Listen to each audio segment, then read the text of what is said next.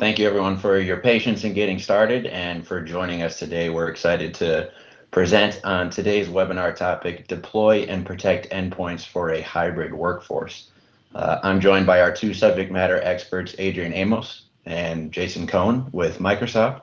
And I will drop into the chat section. You'll see in your Event Builder console two quick poll questions. So we're interested in the tools and technologies that the attendees here today are leveraging to manage devices, and then what devices are we managing today? So I'm going to go ahead and send those poll questions out, and then explain a little bit about for those who are not familiar with Synergy Technical. I promise I won't take too much of our time with the late start here around who we are.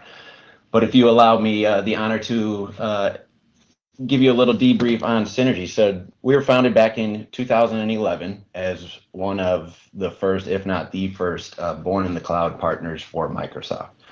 So we were founded out of Richmond, Virginia, and our growth trajectory over the last 10 years, we just celebrated our 10-year anniversary, has been amazing. So you see our offices up and down the East Coast. We got a staff of about 100 located around the world now. And we've done work in all 70 countries, 50 states, and manage over 3 million licenses for our end users. And a lot of that is really around our mission statement of, we really excel in securely enabling a productive workforce. And we've been recognized as a leader in the marketplace for doing just that. So you'll see some of our accolades we're very proud of. We put up on the slide here. We were named a Microsoft 365 deployment, or security deployment Partner of the Year out of north of 200,000 plus Microsoft partners in the world. We're one of less than 20 worldwide that are part of the modern Endpoint Management Jumpstart program.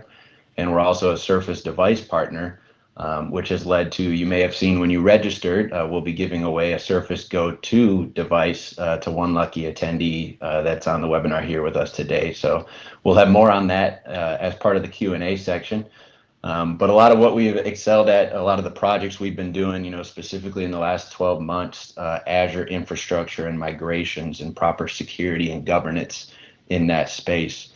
Migrating workloads, when we were founded, it was called Link Server. Now it's called Teams, right? And there's a lot of questions about how do we govern and secure that space and enable collaboration utilizing SharePoint and OneDrive. Power Automate has led to a lot of conversations with clients for low code or no code automation projects. And the subject matter for today around a zero trust security approach that Adrian will be talking about, managing endpoints, and some new offerings from Microsoft that we're excited to be talking about with Jason Cohen, such as Windows 365. So on the next slide that Adrian will flip to for us, you'll see, I think everyone's got a logo slide, but I like to differentiate ours that we see these as not just clients, but partnerships. So a lot of these logos we've had since we were founded back in 2011, and they really view us as a trusted advisor, and we're on that journey along with them. Not just migrating workloads to the cloud, but as everyone knows, a security conversation is a journey, right? There's no end state around building a 24-month roadmap and then you're complete and we don't need to touch that environment anymore. So we really have years-long relationships with these clients. And I think it really speaks to, as you look at these, our ability to excel and shine in complex and regulated environments where security and compliance are of the utmost concern to IT, the end users, and your ultimate client. So with that, I said I would be brief, and that's all I'll give on the Synergy technical piece. But you'll see there's a Q&A. I'll be managing that, and then we'll also be going through a verbal Q&A section at the end of the presentation here today with both Jason and Adrian. And I'll go ahead and introduce our first speaker, which is Adrian Amos. Adrian's a senior security engineer and solutions specialist with Synergy Technical. He's been with us since day one. And has had the privilege of presenting at Microsoft Ignite at over 25 workshops when those were physically held, and now they're virtually held, and we look forward to getting back in person one day, hopefully soon. And he works with our clients nationwide on security initiatives, concerns, roadmap items. So he's got a lot of experience across industry, across the globe, really. And not to age you, Adrian, but brings decades of experience even prior to Synergy in the security space. So really excited that you're presenting here today with us, and I'll let you take it away from there. Thank you, Dan. I really appreciate it. Yeah, way to not call me out on my age there. I will say that I am an NT4 certified MCSE, so happy to date myself just a little bit. But against that backdrop, we are now in a position where we need to have what we consider to be modern endpoint management, right? And this comes from a long, long history of different mechanisms that we've used over time to secure our environments and our devices and configure and endpoint, do all the life cycle management, but stuff that just doesn't work any well. So why do we need modern endpoint management, right? What does that even mean? So as I said, we spent years relying on mechanisms that enable ease of management with line of sight controls and tight grips on things like golden images and desk side support with burn-in labs where it's easy to just swap out a user's device if something goes wrong, and we can keep things in standby. Where it's easy to test new software and new updates and rely on internal infrastructure and things like implicit trust, because everything is relying on local access to local resources and it's all sitting inside the firewall. And we've called that the classic castle defense strategy, and we've relied on it pretty effectively for 20 plus years. But that model never really adapted well to the realities of what is now modern work, right? Even before the pandemic, right? So 20 years ago, we had to ask very nicely for a laptop, but now that's kind of the norm that we see in most office spaces, right? Most people have devices that they can physically take with them when they walk out the door. So in the traditional mindset, that would have had us relying on users joining the VPN to be able to get access to applications, to get updated security controls. Every once in a while, they would have to come into the office to get GPOs to work correctly on startup. And we ended up having all these different things that we were asking Active Directory to bolt itself onto, and extending our identities and our infrastructure, and having all these different copies of our identities such that we had a dizzying array of point solutions, infrastructure sprawl, identity replication, and ultimately we just made a gigantic attack surface with devices that kind of traveled all over the planet. And then this happened, right? Incidentally, this is this month the 15th birthday of the iPhone. Happy birthday, Apple iPhone. January 9, 2007 was the date that it all went wrong for us with our traditional approaches to endpoint management, right? And I remember very specifically sitting around and having philosophical arguments with people in the infrastructure side of the house I was in at the time. Do we support these? How do we support them? Can we shut them down? Can we make them go away?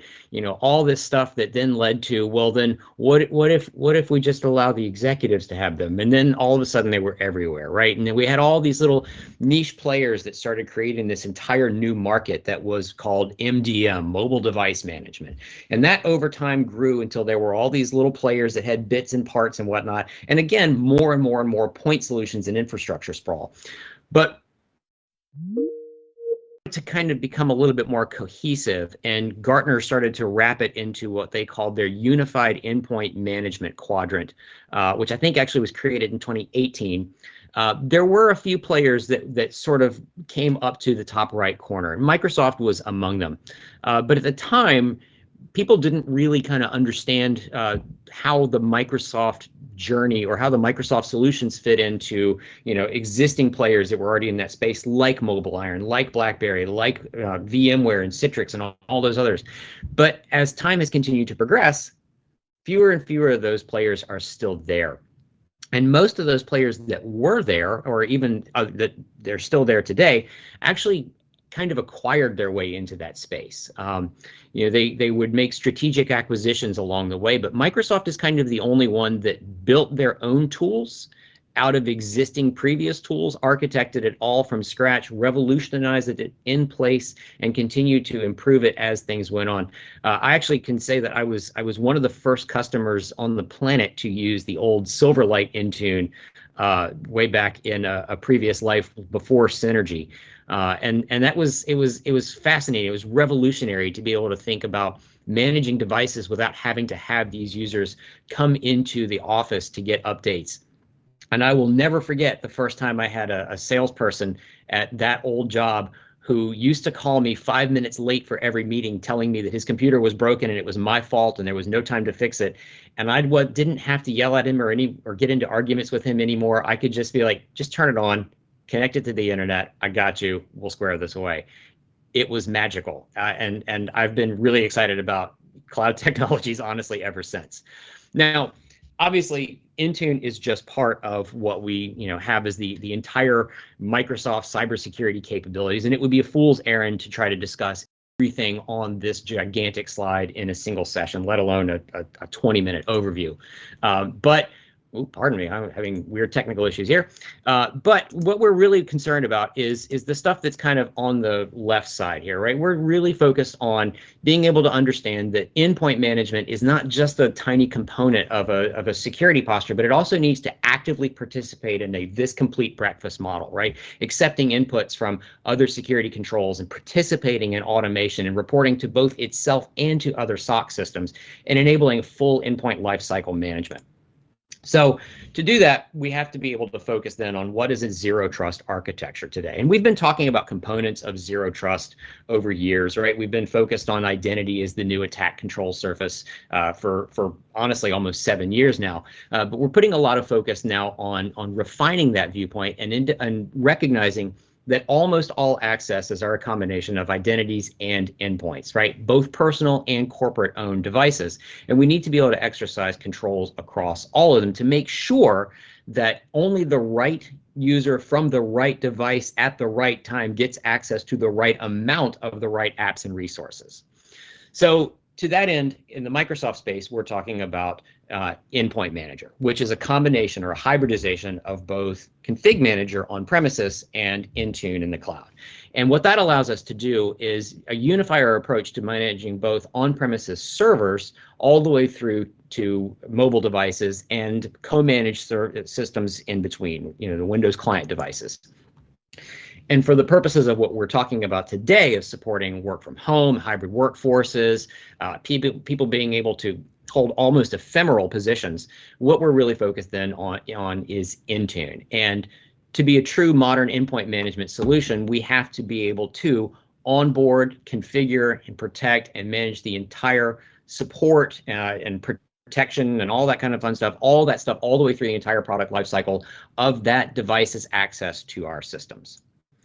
So managing modern endpoints then necessarily begins with the ability to enroll devices. And while organizations that have Active Directory on premises have generally had the easiest path to device enrollment over time, there are in fact 25 different methods by which to enroll a device into Intune these days. Every single category supports at least one BYOD method, which is fantastic. But we also have the ability to do corporate user and userless deployments across the board, including we can do full kiosk capabilities, whether it's single app signboards or multi-app shared devices that are passed around throughout the day. So the great thing is, though, for most of our users, the experience of onboarding a device from a Windows perspective is as simple as this screen. They open the box, they pull the machine out, they sign in, right? If they're signing in with a identity that's managed by Office 365, maybe that's the first time they've ever seen the machine, you shipped it to them, whatever, they sign in, all the apps, all the configuration, all the compliance policies, all of these things just start to fall into place. And then it gets better still, because the machine then can automatically enroll itself by these accesses into other things like Defender for Endpoint, Microsoft's EDR solution, which can then in turn enroll the device and the user into Cloud Access Security Broker, which is Microsoft Defender for Cloud Apps. And all of this is happening without a single agent or any applications to be deployed. This is all just built on native Windows tooling. So to go from 0 to fully deployed for this user, it's just as simple as them logging in and going through the out-of-box setup experience. Pretty quick, pretty simple, pretty easy. And in fact, when we used to go around and do security immersion experiences on site in front of customers, Microsoft would pre-ship a crate of 11 Surface devices to the customer site. I would fly in, set up all the stuff in a conference room, and because all of my configuration deployment was managed by Intune, the process generally took about an hour and started with me sticking a thumb drive in, getting to this screen, and then just letting the machines do the rest of the work. it might occasionally send a fake email just to make sure that there was something to actually talk about and act on. But the machines did their own self-deploying. And like I said, it generally took about an hour. And this was in the before times, right, of 2019 and before. We did a webinar last year where we started a VM deployment from zero, as in like defining the number of processors in it and everything, and had it fully deployed to the point where the user was able to open, work with Teams, OneDrive, SharePoint, Outlook, all of it in under 20 minutes. And we know that Jason's going to talk about Windows 365 later on in this session, and that can be even faster. So we're talking about 0 to fully productive in under 20 minutes. It's just pretty revolutionary and exciting stuff to be able to play in this space. So we brought the machines in, right? We've enabled restrictions to make sure the right machines are coming in, so we're not taking jailbroken stuff in. But then it's time to actually start configuring these devices, and I'm really excited about this because this is kind of like where I used to live in a lot of GPOs, and I was a longtime GPO apologist. I used to challenge people to tell me something I couldn't effectively do in a GPO. But this is so much easier, right? And if I can do it in a GPO, I can actually do it here too. I can't think of anything anymore that I could do in a GPO that I can't do here. And in fact, a lot of times I can do it more easily too. So I'm not limited the way that I was with GPOs with like cached logon credentials. If you've ever tried to deploy software to a machine on a network that has protected Wi-Fi, you know that you might actually have to go and physically plug the machine in for the boot up because those policies won't run with cached credentials. I mean, it's all kinds of stuff that you run into. Order of precedence, like these things just don't exist in the cloud. It's most secure wins by default. And if there is a conflict, you're actually shown there's a conflict, and it'll even tell you what the name of the policy is that's conflicting with it, and rather than just you having to run RSOP 1,000 times, right?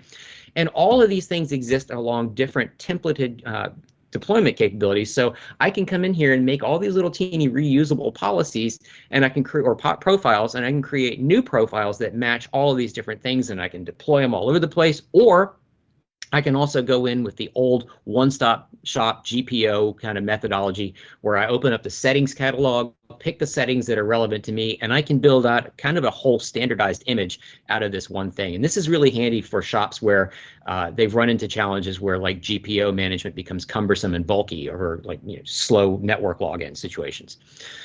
But we can also take all of our favorite settings and bundle them up and package them and deploy them in groups that are called policy sets. And the amazing thing about policy sets is this allows me to define a standard image and make a granular image that can be tweaked per department or per job type. And I can take these policy sets and I can add application deployments and configure the application such that it's different from one department than for another, and roll up different compliance policies and all this fun stuff and make this part of one reusable and stackable set of deployment controls, such that here I have what's called the standard image, right? I'm not managing a golden image that I have to open up and update and sysprep and repackage and stick somewhere else out there on the network. Any machine that joins this environment, as long as they're in the employee, the user holding it is in the employees group and they're not trying to get access to the CUI content through an exclusion of groups, they're going to get this policy set. That's it. That's the whole configuration. My job is done when they turn it on. But then we can even get more granular and we can create device filters so that we can come through here and say the certain types of profiles, certain compliance policies, certain application deployment types will only hit machine types if they fit along these particular constraints. In this particular one, I've got one that's in my environment that's excluding Windows 365 machines because the package that I've deployed of Windows 365 in my environment already has Office on it. So I don't want to redeploy Office to these machines. So it's really granular. We can get in here and say that, hey, this machine gets the standard image, but in this particular case, it's pre-filtered out. And these work a lot like what we used to have with WMI filtering in GPO, except that it actually works, right? This is actually server side, so the machine doesn't come up and have to report some accurate attribute that may have gotten out of sync.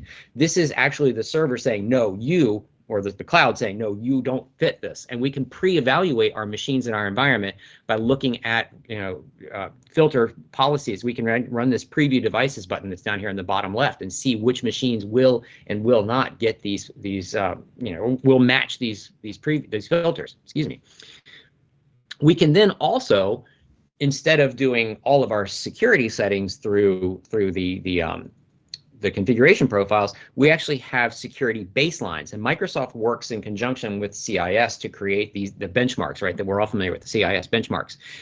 But then they don't just throw that into the wild, they actually also ingest it back into Intune and present it available to customers to deploy security baselines. And the thought here is that these are secure by default. They should be deployable in their prepackaged configuration to 90% of the deployed machines on the planet. But if you do need to open them up and change certain settings, you can do so. And as those benchmarks are updated, Microsoft also then goes back and updates the baselines and allows you to see if changing the baseline version is going to impact settings that you've chosen, so that you're not going to be caught out. You're not going to be, stuck trying to support something that broke in the middle of the night. You can actually just turn on the baselines and know that you're in alignment with CIS benchmarks.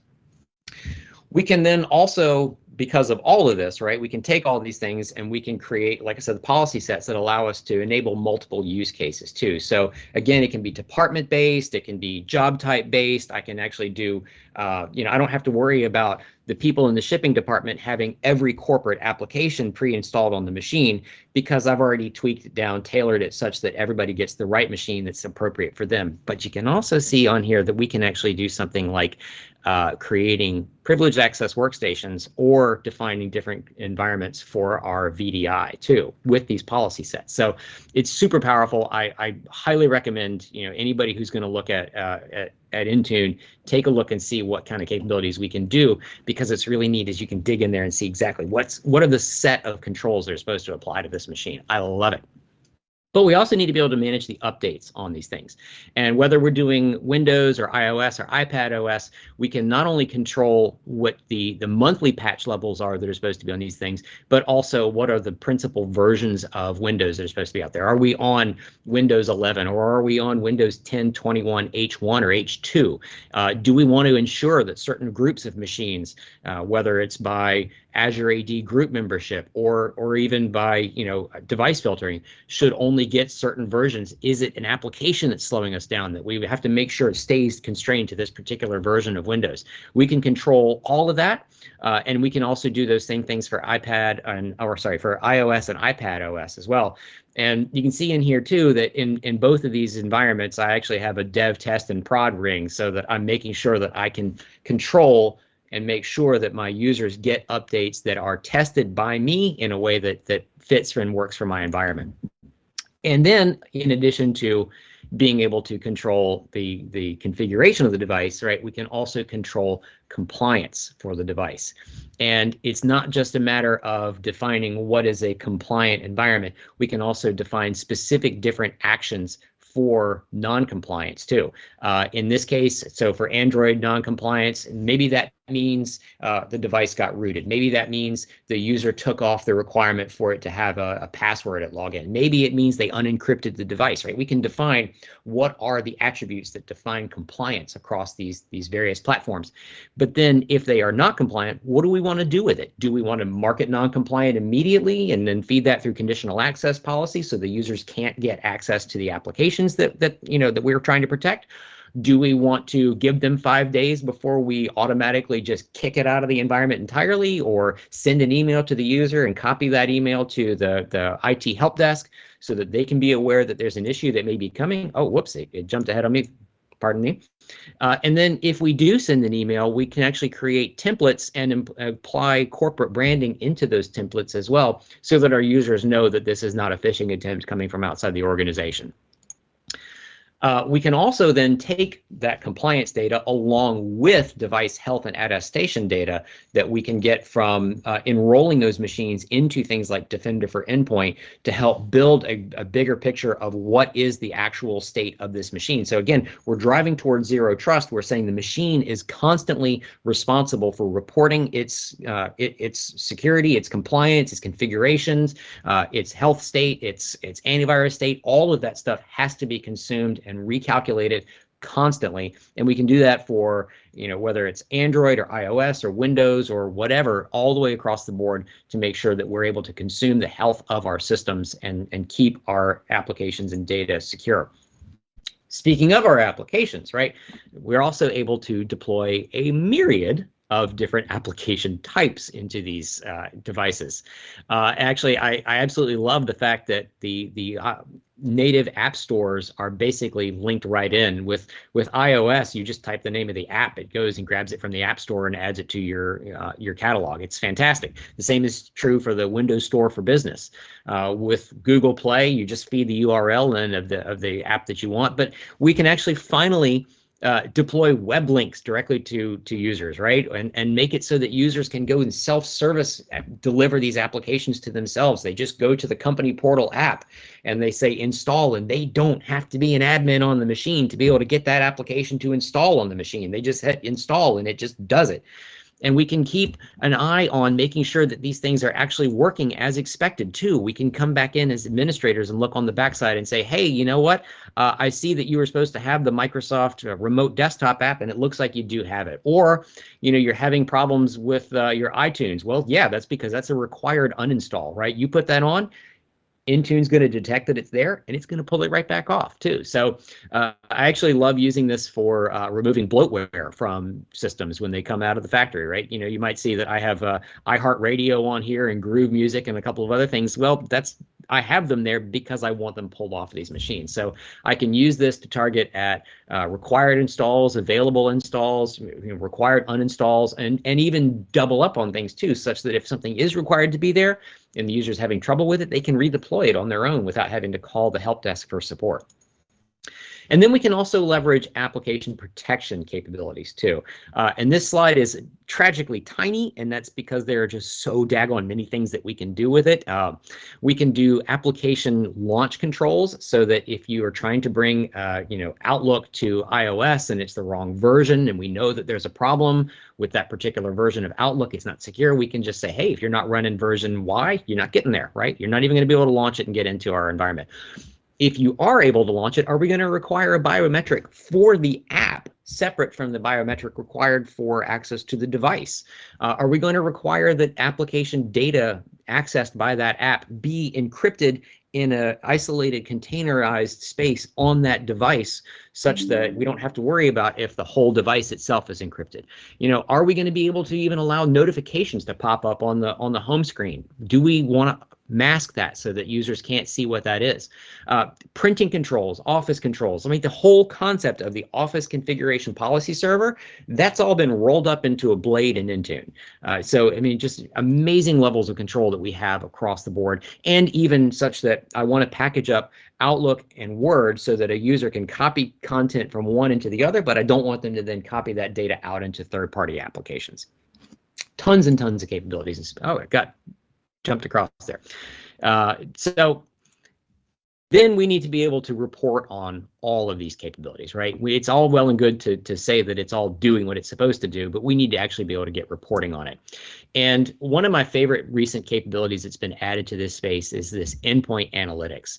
And you can see that we can come down through here and we can create baselines to compare what our actual performances are against, is it the globe as a whole, or is it other portions of our organization? And then we can compare startup performance as a separate thing from work from anywhere performance, right? The users say they're having weird lag issues and they're saying, oh, it's the network. Well, it doesn't, and it's just not working. But we can actually look into these endpoint analytics and isolate the difference between, is it actually the network, or is it the device, or is it something else that's going on along the way, and help dig into these issues before the users are able to decide that it's our devices and it's our configuration. And you can see there's a whole lot more stuff that we can get into in Endpoint Analytics, but obviously, we usually present Intune in a 4-hour session and we're doing it in 20 minutes. There is also my other favorite space in this, and as a long time, like I said, NT4 admin, I have a lot of distrust for anything that says it can automatically troubleshoot, because I've been down that path. But the Intune Troubleshooter is actually really amazing. You feed it the name of a user, it will tell you all the devices that user has already brought to the table, and whether or not those devices are compliant. It will tell you the status of the deployed applications, policies, profiles, everything that you could possibly want to know about what that user's experience is supposed to be and whether or not it's actually succeeding. So I highly recommend that we, as admins, trust the Troubleshooter because it's actually pretty useful. It's really cool. And then, like I said, it's part of this complete breakfast, right? Intune cannot just be its own standalone thing. So what you're looking at right now is actually part of the capabilities of Microsoft Defender for Endpoint. And in that space, we have a TVM, a Threat and Vulnerability Management Control System or plane that allows us to look at whether or not we have vulnerabilities that are due to configurations or due to application versions or whatever. But that's managed by your SOC. Well, the TVM capabilities in Defender for Endpoint actually allow you to create security tasks that then show up in Intune, and you can see they're one for one. I can see exactly what the machines are that are there, or the names of the issues and concerns.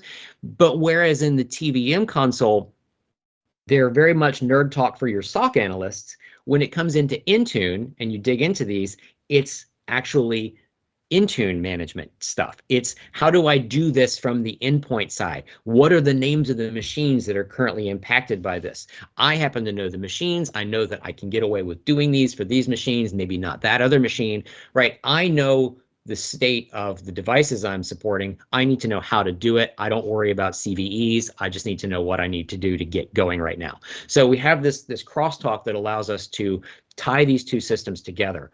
And again, I did mention that we have all these wonderful controls that enable us to do the device health, to do compliance, to do application protection policies, to see the status of all these things. And all of that gets fed into conditional access and allows us to then calculate device risk as separate from user risk to then determine through these policies how much access to allow to what applications across the board, and we can really get super duper granular as we go through. And kind of the last thing I'll leave you with before I toss it over to Jason, and this will be relevant for someone coming out of this with a Surface Go 2 device, is that Microsoft also recently added Surface Fleet Management into Intune, or into the Endpoint Manager console. And this is not exposed by default. You actually have to go into all services to find it. But if you have physical Surface devices, we actually now have integrated fleet management, both for the physical devices, and I'm going to let Jason take it over in just a second to talk about the VDI environment, the cloud PCs that are enabled through Windows 365. So there you go. There's actually a lot more content even than that in the tenant administration space and the ability to consume content from third parties and all that kind of fun stuff. But that's as much as I can get of Intune in 20-ish minutes. So Jason, I'm gonna let you take over. Perfect. Thank you, Adrian, and good afternoon and good morning to everyone, depending on where you are. I'm going to present this here. We should be all set. I want to start with, Adrian, one of the things you talked about, and I don't even know if you know this, but I thought was very interesting, as we talk about Intune, right? We talk about this change from on-prem to cloud. Actually, the person that was responsible for rewriting Intune to be cloud native is actually one of my skip levels. He runs the entire cloud PC and MMD business. Guy by the name of Ken Pan, really sharp individual. But I'm excited to be here and talk to everyone about Windows 365. Jason Cohen, my role at Microsoft is really kind of a part of our engineering org, but kind of a unique role. I really play liaison between the end customers and then the folks in Redmond who go and build product.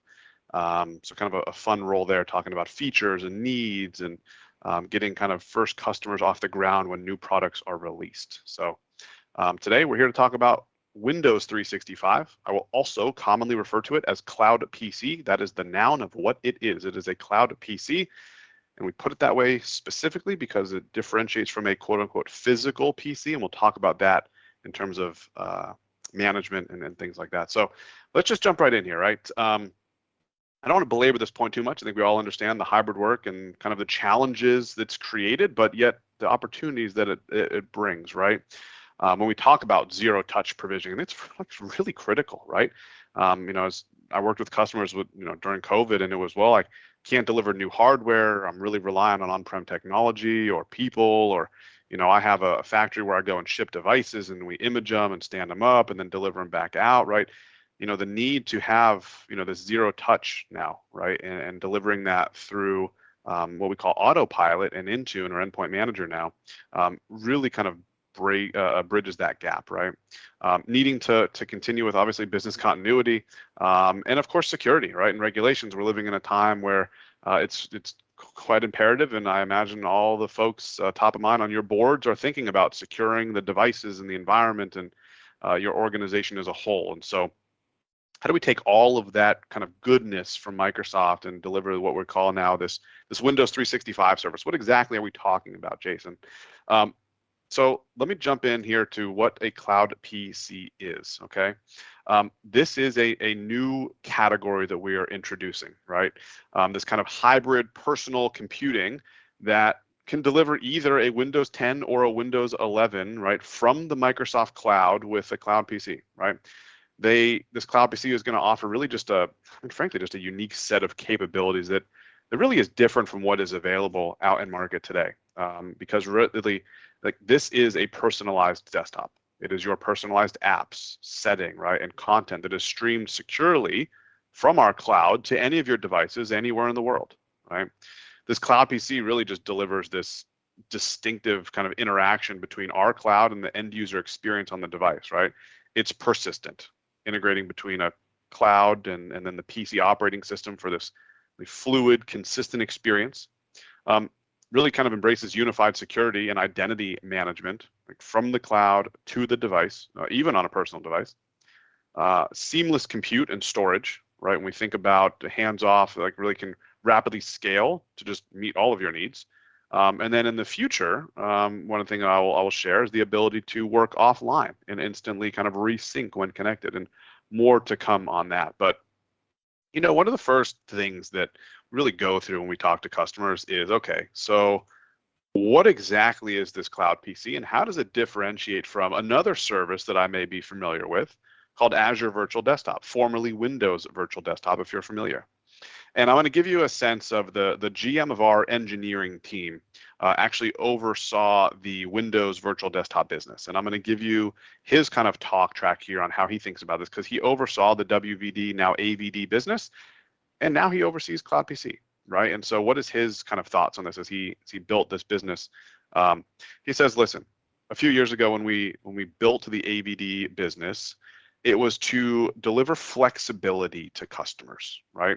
And I just want to be clear, these are the two VDI, virtual desktop offerings that Microsoft has. I know we're here to talk about Cloud PC, but it is just, I just want to be very clear with customers because it can be confusing. Is it competitive? Are they complementary? I want to talk about that here. And so his talk track is this, right? I built AVD for flexibility, right? You know, we wanted to have this kind of management control plane, this PaaS offering that you could use Citrix or VMware to tie into the Microsoft cloud. It could be great for multi-session. It could be persistent or non-persistent. Heck, even the pricing is flexible, right? It could be pay as you go. You could reserve instances. You got this kind of full control and configuration management. It's great. Really saw this huge hockey stick over COVID, actually, when customers went home. And then maybe some of you here, you're leveraging this tool or this service. But what we kind of realized was, look, you know, partners are layering on their technologies, trying to make it more easy to provision, do image management. Like, I think we need to go build more of a turnkey solution, right? So enter Windows 365, otherwise known as Cloud PC, right? And what is this really geared for now is simplicity, right? We think about simplicity in three aspects, and everything that Adrian talked about in terms of modern management, zero trust, is super critical to this conversation, because one of the requirements, especially as we think about the simplicity of this, is to leverage Microsoft Endpoint Manager, right? And so, you know, let's just assume for a second you've gone down that path and you're leveraging MEM. Okay, that is a prerequisite here, but it's where you've done all of your heavy lifting for your physical environment, your physical PCs. You provision, you manage, you update, you patch, you do everything through there, right? You have your, you know, GPOs or maybe your MDM policies in Intune. You got your conditional access policy. Like, you're set, right? And so in the same portal, same management control plane to which you would do all of this for your physical endpoint. Well, with Cloud PC, it's very simple, because now you can do the same thing for your virtual, your cloud PCs, right? And so the same image, same policies, conditional access, So the same way and the same place to which you would provision, update, secure, patch all of your physical PCs, now do for your cloud PCs, right? That's the first reason and why we talk about simplicity. The second reason is because it's persistent, right? So we think about something like, AVD, which offers both persistent or non-persistent, a very what I'll call complementary technology here, because those satisfy, AVD does great use cases when you talk about multi-session, shared workstation, host pools, things like that. But here in Cloud PC, the simplicity aspect is that everyone gets a Cloud PC, and it's a one-to-one match for them. This PC is always on, it's always running, it is all persistent, right? And so from a simplicity for the end user, it's that I log into that machine and there's no notion of sessions or anything like that, because I log back into my machine, it's always up, always running with my apps, my background, everything laid out exactly where I left it, right? And that's the beauty here. And then, okay, you say, Jason, but it's always on, always running. Well, how is that gonna, bill? How is that gonna change things for me? Well, that's also a part of our simplicity here in the value prop, is that we deliver this at a fixed monthly cost. So we basically take okay, it's always on for a month, we flatten that out to a cost and say, hey, whether you use that PC for 20 hours or 200 hours, a cloud PC is always up, always running, and you just pay a flat fixed cost for that, right? So that's when we talk about simplicity here, right? Between these VDI solutions that we offer as a company, and I know we're here to talk about Cloud PC, just a simple service, right? That I could provision thousands of machines in under an hour, right? Typical time is between maybe 40 minutes to an hour to provision a Cloud PC. And it just takes 4 steps, right? I create an AD group, assign a policy to that group that says, hey, everyone gets X spec machine. Then I create my network, right? And we can certainly dive into details maybe in another call on how you would set that up with your virtual network. If you want to use a site-to-site VPN or express route connection, I'm sure the team here at Synergy would be happy to work through that with you, right? That's the second step. The third step is I bring my image, or I can use what Microsoft has as a gallery image, which comes already done with all of the optimization for things like Teams or AV, multimedia redirection, right? That's the redirection of that compute down onto the physical endpoint. Right? So it comes pre-optimized for me, or I could use my image that I already have. Then the last step is then to just create a policy that says, hey, your users in that AD group get X image, and you're done. And it's super simple, super easy, and it's all managed, patched, updated, provisioned, all out of Endpoint Manager in the same place that you would do your physical PCs, right? So, okay, Jason, that sounds like an interesting service. Like, I'm trying to think through maybe some of my use cases. Let's talk about that, right? What are we seeing across the board, right? I'm going to chat through a few of these, right? So I think everyone has a pretty good understanding. We talk about data security and things living in this kind of virtualized bubble. Of course, in this cloud PC, we can control, the data exfiltration, cut, copy, paste, screen capture, printing, et cetera, right? These are all policy that you can manage within your PCs. But where we're seeing immediate reaction is around some things like high capacity computing, right? I don't want to stand up a large Citrix farm because it's, resource intensive compute and storage, and it's just difficult, right? I don't have the time. I don't want to manage it. It's expensive, right? Can I just do a cloud PC, right? Where I could get like an 8-core or a 4-core 32 gig machine and just spin that up really easily. When we launched this service, I immediately saw folks in financial institutions like traders or actuarials or in healthcare, right, and pharma that leverage these high capacity machines moving to like a cloud PC because it's easier to manage, easier to provision and scale up and down, right? But where we've seen a huge influx from customers now is I'm going to kind of loop these 3 areas together of bring your own PC, M&A, contractors. As everyone I think is aware on the phone here or lived through it or living through it, right, is that it's the supply chain right now is very difficult, right, in getting access to hardware. And so now we start to think about, okay, can I get access to hardware? What do I do going forward? Do I even want to continue to give the same hardware that I've been giving today? Maybe I want to move to like a thin client type device or cheap hardware because it's sitting on a desk all day. I don't necessarily care about the form factor anymore, right? Can I just layer a, cheaper device, more or less inexpensive device with a cloud PC on the back end and just go full virtual, right? I have my multi-monitor support. I have my mic, camera, keyboard, mouse, right? So these are the conversations we're having with customers is, can I, continue to use the same hardware I have? What about net new users that are coming on board that I can't get access for? What about maybe I have old hardware and I can't get to Windows 11? So, the ease of which you can provision a cloud PC, the expedited manner in which you can do that makes some of these, possibilities real for customers now, right? It unlocks certain scenarios. And just the last slide I want to share, given some of the time we have today, is around, well, what are those capabilities that I have, right? There's a variety of SKUs that Microsoft has in terms of the cloud PCs, right?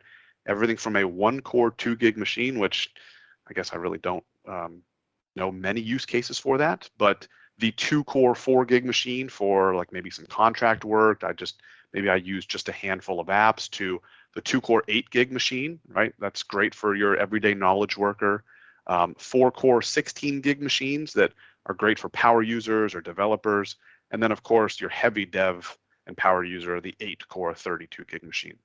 Each one of those would be its own SKU with its own cost, and that would be just a monthly service fee, similar to like an Office 365 license is how that would work, right?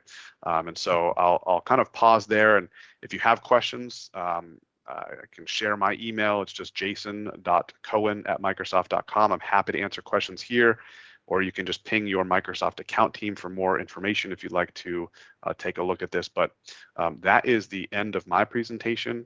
Just wanted to give a quick glance into what a cloud PC is, give you some more information, how it differentiates across things you may have seen from us prior.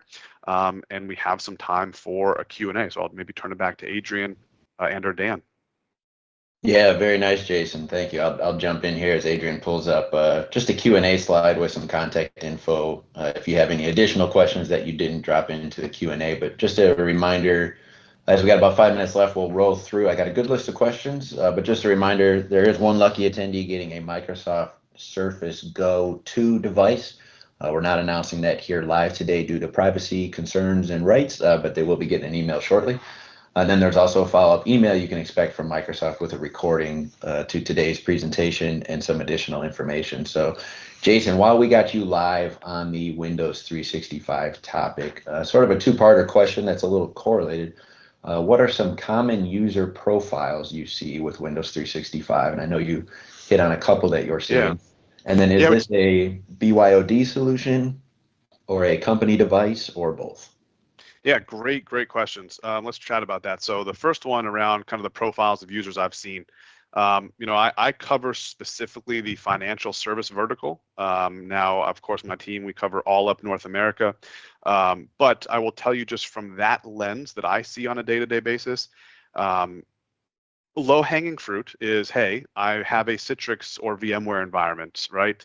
I have this on-prem environment. I'm running as persistent. Man, Cloud PC just sounds like it's a lot easier to manage. It's cloud native. It's the direction we want to go. That's been a real kind of what I'll call low-hanging fruit. What we've seen a lot of is developers, right? I'm a developer that wants a persistent experience. It's always on. It's probably how I operate today. Cloud PC becomes easier to manage and provision. I can resize these machines up and down, potentially given projects or timelines of things. So, there's more features that we really didn't touch on there, but the developers has been a very big one. And then, of course, as I mentioned, I can't get access to hardware. Maybe I want to continue to use the old hardware I have and just make it a cloud PC. Talked about kind of maybe thin clients or cheap hardware. And that sort of plays into the BYO question. Now, I think BYO becomes a very interesting proposition. It offers really great flexibility, gets customers out of the hardware business. Some questions that come is, well, do I deliver a stipend to users for that hardware? Is it totally secure and locked down to my organizational needs? Are there gaps there? If it's unmanaged, is it updated, patched, secured? What happens if, a user's kid clicks on something? And then becomes the question of, hey, how do I support that in a break fix scenario? Who owns the warranty? So I think BYO is likely the future in some point, but today what I've seen is customers are really just saying, I don't think we're there yet, so let me move to more cheaper hardware because I can have that for 3, 4, 5 years, but just have a cloud PC on the back end. Nice. That's a good call. I'm actually on a call with a client tomorrow afternoon looking at heavy duty desktops for mechanical engineers, and your call out around engineering desktops and just provisioning a high-end compute resource in the cloud can be an easier way than waiting for physical hardware to ship. Yeah, much easier. And frankly, the customers that are even thinking about like going cheap hardware, like I have a big financial institution that's saying, hey, I might really be looking at doing, all 50, 60,000 users to just go straight VDI, and I'll just give them a $250 device, and I can do that for 3, 4, 5 years. I don't care about the form factor. We're all home, right? They all just sit on a desk and you have multi-monitor support. Makes it a little bit easier and actually more cost effective and locked down and secure. Yeah, and a lot of questions around that. And let me jump to a couple for Adrian real quick because we're on some short time. I see there's good interest, so that's exciting. Adrian, one comment here. I'm drowning in GPOs, and some may be legacy. How do I begin to review what's needed and what isn't? So there's actually, I love that question because that used to be my whole life. But there is actually now a group policy analytics engine in Intune or Endpoint Manager that will actually allow you to ingest your existing GPOs, and it will tell you what to do with those. Are they going to be supported for your current operating systems that you have connected? Are they legacy? Do they not apply because nothing has this content in it anymore? But it gives you some really good guidance on whether or not you can just abandon those settings or pull them into to new policies, or even if you should remap them into a different mindset of how to apply them at all. Mm-hmm. It may be sort of the next step after that activity. I'm hearing a lot about autopilot. Do I need to standardize hardware to use autopilot? No, in fact, autopilot actually is more of a family of enrollment technologies. There's actually, last time I checked, there are 4 different methods for supporting autopilot. There is certainly, work with your hardware reseller if they're on the short list of resellers that support direct enrollment for you. But you can actually take your existing machines and enroll them into autopilot such that you get some of the capabilities that exist around like resetting and all that kind of fun stuff too. Nice. Appreciate that answer. And Jason, I got a couple quick, well, I don't actually know if the answers are quick, so they may require some follow-up directly with these question submitters, and that's fine. Yeah. One was, do I reduce licensing costs with Windows 365? And they say they already license Microsoft 365. Yeah, Windows 365 is a separate license, so you wouldn't reduce costs there. Now, if you were leveraging maybe a competitive solution, say something like Amazon Workspace, there are significant reduced license costs if a customer is running in another provider or cloud provider, because there is a what we call a VDA license cost to operate Windows in another cloud provider. So there could be significant cost reductions there, but this is a separate line item, a separate SKU that basically sits on top of and leverages your M365 investment. Awesome. Well, thank you both very much. Some more questions that we can take into email and schedule some phone calls with those interested. And again, you have my contact info, and Adrian's here. And Jason was kind enough to share his at firstname.lastname@microsoft.com. So appreciate everyone attending over the last hour. We're at the top of the hour. Hopefully you found this informative, and we'll be following up with some additional information. And I'm going to pass the mic real quick to Sandy for some final wrap-up announcements. Great. Thanks, Dan, Adrian, and Jason for today's presentation. We'll give everyone a quick minute now to complete the very brief survey we have. Please notice the link to the survey in your message panel in green. We really appreciate your participation in that. And thanks again for joining